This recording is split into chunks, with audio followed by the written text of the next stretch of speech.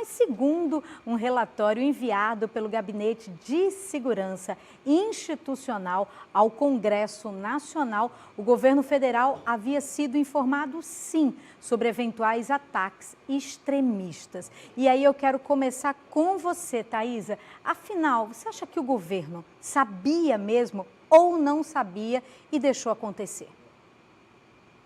Boa tarde, Micarla. Boa tarde, Danilo. Boa tarde vocês que nos acompanham. Micarla, eu não acredito jamais que alguém iria saber e deixar explodir o que aconteceu. Eu acho que essas investigações são muito necessárias, até para responsabilizar quem teve culpa e quem não teve culpa, seja o governo passado, seja o governo atual. O que a gente não poderia ter visto, o que o Brasil não poderia ter visto jamais, eram aquelas cenas que a gente viu no dia 8 de janeiro, né, Micarla? É muita coisa estranha, muita gente, um jogando culpa no outro, e eu acho que essas investigações devem ser bem aprofundadas para que sejam realmente responsabilizados quem teve culpa no cartório. Né, Micarla? A estranheza maior para mim desses ataques foram ao ex-secretário de Segurança, que inclusive está preso, o Anderson Torres, porque ele sabia que iriam chegar aqueles ônibus de pessoas muito nervosas, muito mais afetadas, como eles diziam mesmo no relatório da Polícia Federal, e ele deixou o Brasil na mão de um delegado. Ele foi tirar férias depois de 6 dias que ele tinha assumido um cargo. Eu acho que isso também deve fazer parte das investigações, e ele foi tirar férias fora do Brasil e deixou o Brasil na mão de um delegado. Quando eu digo Brasil, é porque os ataques, a chegada dessas pessoas que estavam programadas para Brasília é um distrito federal, mas ao mesmo tempo é o retrato do Brasil. Na hora que isso tudo iria acontecer em Brasília, iria acontecer no Brasil.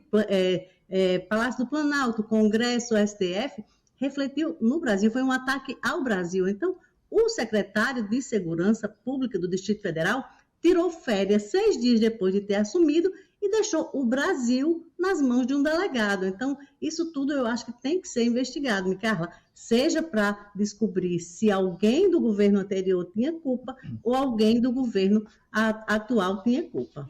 E Thaisa, para a gente encerrar, o responsável pelo GSI, pelo Gabinete, exatamente de Segurança Institucional, o general Gonçalves Dias, disse que, abre aspas, não é razoável, fecha aspas, que essas imagens sejam divulgadas e sejam levadas, né, e compartilhadas com a imprensa. Thaisa, você acha que essas imagens deveriam ser compartilhadas? Danilo, o que você acha? Isso é razoável ou não é razoável?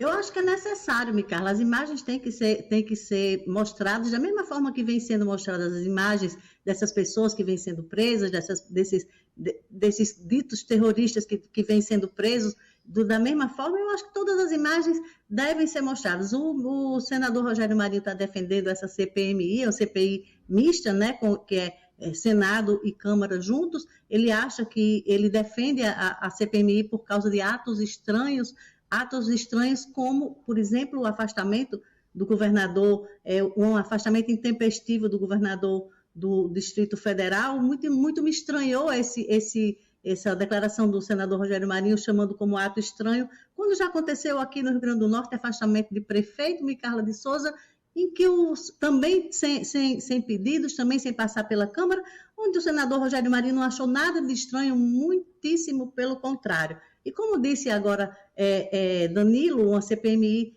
a gente sabe como começa, mas não sabe como termina, o senador Rogério Marinho pode ser alvo dessa CPMI, porque essa CPMI pode descambar aí nas investigações em relação às eleições para a presidência do Senado.